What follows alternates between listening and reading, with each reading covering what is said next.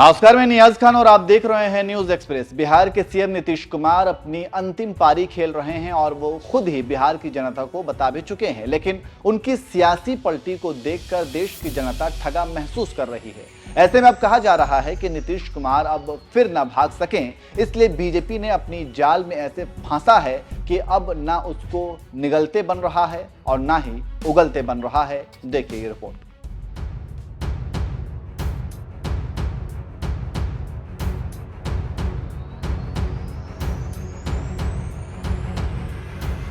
लोकसभा चुनाव से पहले बिहार में बीजेपी ने अपनी कड़ी ठीक कर ली है, क्योंकि 2019 की तरह एक बार फिर 2024 में जेडीयू बीजेपी का साथी होगा। ऐसे में इस बार 2019 की तरह खेला नहीं होगा, क्योंकि बीजेपी पलटू कुमार को घेरने के लिए रणनीति बनाई है।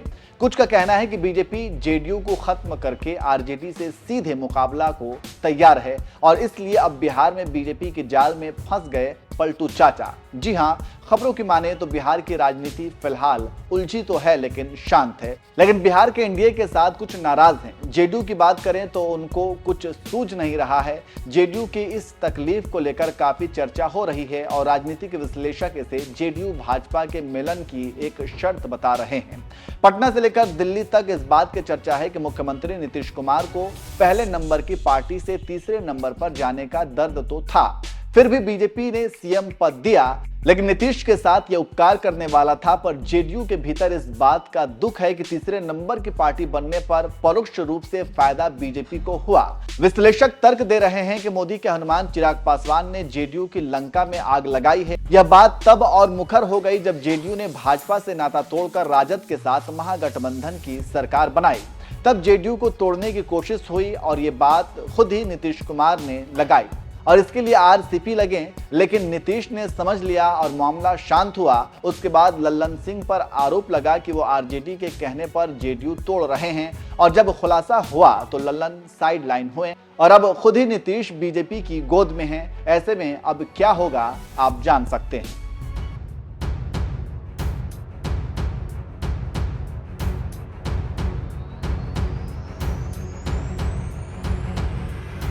लेकिन बिहार की राजनीति पर पकड़ रखने वाले पत्रकारों की माने तो बीजेपी जो सोच रही है उससे कई गुना आगे नीतीश कुमार उर्फ पलटू चाचा सोच रहे हैं। और नीतीश कुमार दो तरह की सोच रखते हैं। पहला, अगर विधानसभा और लोकसभा के चुनाव एक साथ हुआ तो सीटों की संख्या विधानसभा में जेडीयू की बढ़ जाएगी।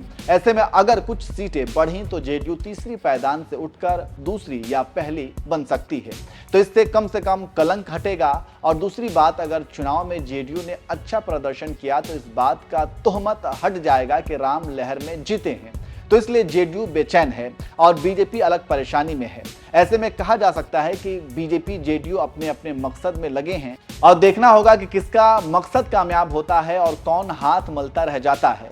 फिलहाल तो सामने 2024 का लोकसभा चुनाव है, जिसमें दोनों पार्टियां जीत की संख्या बढ़ाना चाहेंगी और आरजेडी कांग्रेस अपनी संख्या बढ़ाना चाहेंगे। देखना होगा कि किसकी किस्मत खुलती है और किसकी बंद रहती है।